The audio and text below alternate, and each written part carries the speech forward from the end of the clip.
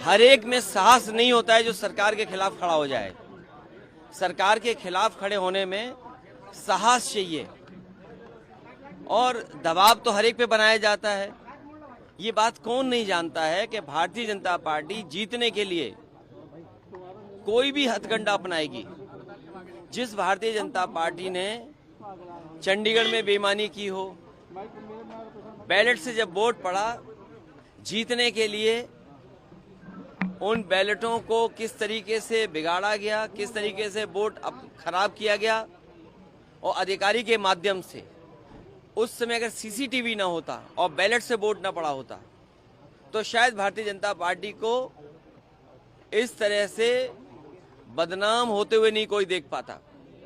जहां तक यूपी का सवाल है, राज्यसभा के चुनाव में भारतीय जनता पार्टी ने सब कुछ किया है वोट लेने के लिए, और जो लोग गए हैं उनमें साहस नहीं रहा होगा सरकार के खिलाफ खड़ा होने में।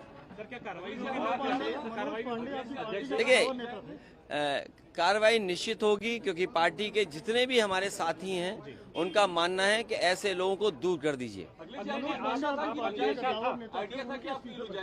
अभी तक तो कद्दावर नेता लग रहे थे, लेकिन कद्दावर नेता निकले नहीं, ये बात समझ में आ गई।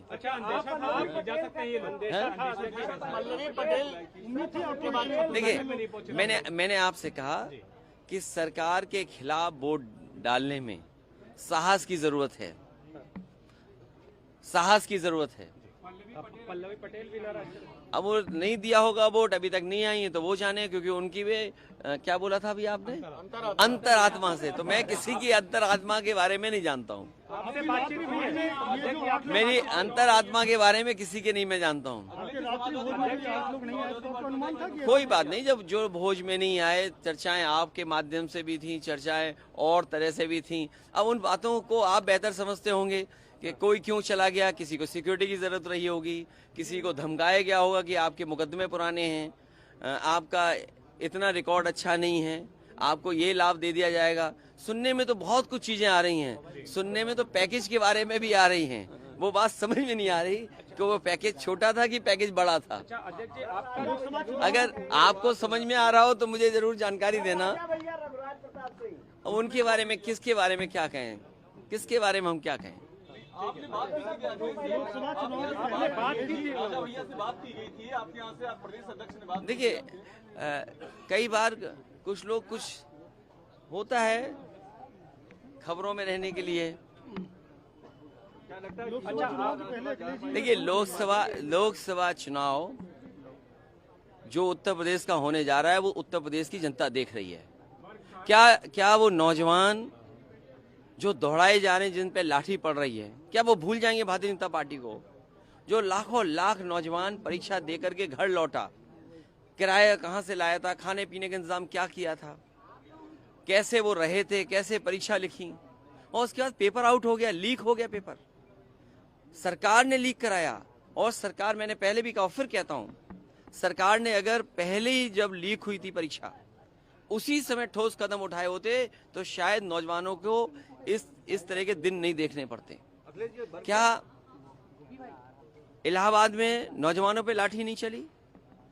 69,000 के नौजवान जाने कितने दिन से बैठे हैं, अपना आरक्षण मांग रहे हो, अपने साथ न्याय हो जाए उनके साथ, कितने सालों से इंतजार कर रहे हैं। यहीं पर लखनऊ में आप बुलडोजर लेकर के गरीबों का घर उजाड़ रहे हैं। ये लोग जो जब क्षेत्र जाएंगे तो शायद जनता का कैसे फेस करेंगे, हम ही लोगों को नहीं फेस कर पा रहे। सर, आज का कोई असर लोकसभा चुनाव पड़ेगा क्या सर? इसका असर कोई नहीं पड़ेगा। समाजवादी पार्टी और मजबूत होगी, समाजवादी पार्टी और मजबूत दिखाई देगी। हमारी लड़ाई और मजबूत दिखाई देगी। देखिए, रणनीति नहीं होती है, सरकार का दबाव इतना होता है। क्या करोगे आप सरकार के सामने? सरकार के सामने क्या करोगे आप?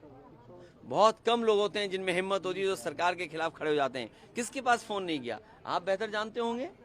जब प्रदेश के मुख्यमंत्री फोन कर रहे हों या बातचीत कर रहे हों या दिल्ली से फोन आ रहा हो, तो किसकी हिम्मत है जो ना कर दे? अभी क्या स्टेटस देख पा रहे हैं तीनों प्रत्याशी? उम्मीद है समाजवादी पार्टी को भी अंतरात्मा पे लोगों ने वोट दिया होगा। आप लोगों को वोट मिला होगा सर? आप लोगों ने भी अप्रोच किया होगा? नहीं, हमने किसी से अप्रोच नहीं किया है। ये हमारे काम करने का तरीका नहीं कि अप्रोच करें। अच्छा, हम पे देने को क्या है भाई? हम पे देने को क्या है जो हम किसी पे अप्रोच करें? और जो आएगा वो कुछ लेना चाहेगा।